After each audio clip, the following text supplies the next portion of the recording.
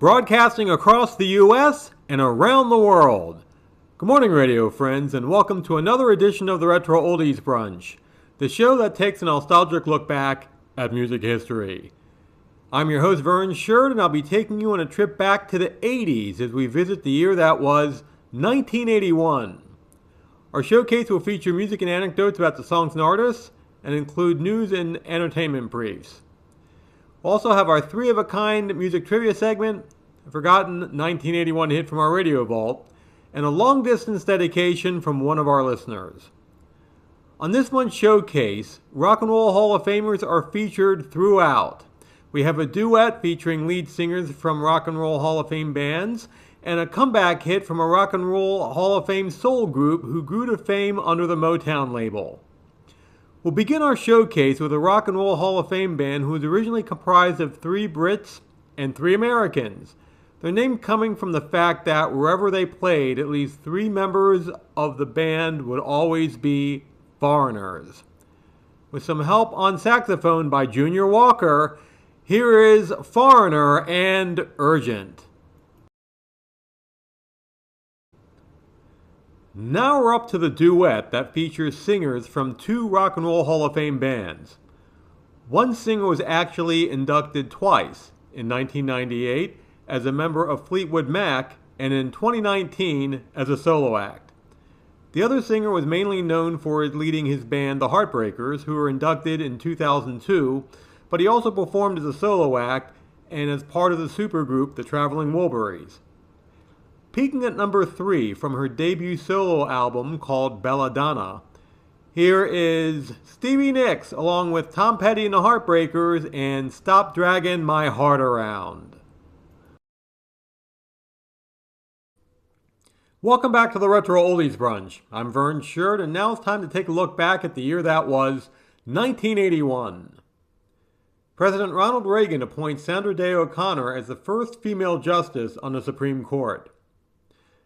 The Iran hostage crisis ends immediately after Reagan's inauguration when the hostages are released after being held for 444 days. An estimated worldwide audience of 750 million people tune in to watch the royal wedding between Lady Diana and Prince Charles. And the band Raydio, fronted by Ray Parker Jr., had its biggest hit. The band would break up at the end of the year as Parker pursued a solo career. Peaking at number 4, this is A Woman Needs Love. Now we're up to the comeback hit by the legendary soul group who helped launch the Motown label to international success in the 1960s. Their career had slumped a bit by the mid-70s, with their last top 40 hit occurring 8 years earlier in 1973. In all, they had 24 top 40 hits, and under the Casablanca label, they landed this comeback hit. Here are Rock and Roll Hall of Famers, the 4 Tops, with When She Was My Girl. And now it's time for our long-distance dedication. We got a submission from Karen from Pennsylvania. I'm sending this story to Vern with DJ Greyhound Radio. I'm Karen from Allentown, Pennsylvania, and I'm so excited to have an opportunity to send my story that celebrates a friendship of over 45 years with 2 of my closest friends, Debbie and Teresa. Our story started as 9th graders at Durham High School in Allentown and continues on to this day. I feel like we were destined to be friends because our birthdays are all together. I share a February 13th birthday with Debbie, while Teresa has a Valentine's Day birthday on February 14th. Our teenage years consisted of sleepovers, gossiping about boys, working at the Lehigh Valley Mall, and of course under 21 night at Main Gate.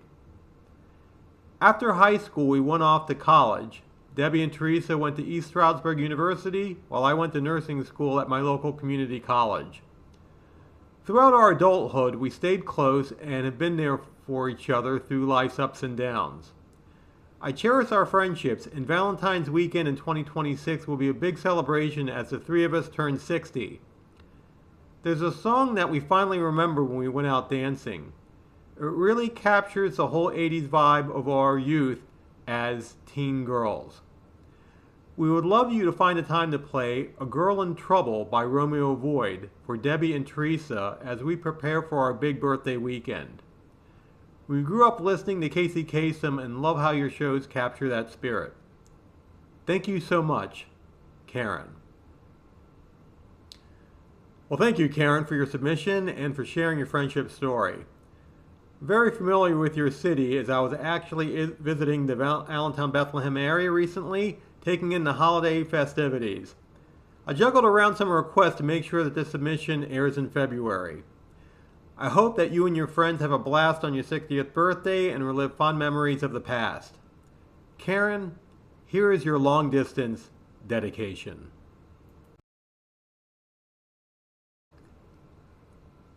Welcome back to the Retro Oldies Brunch. I'm your host, Vern Sherd, and now it's time to take another look back at the year that was 1981.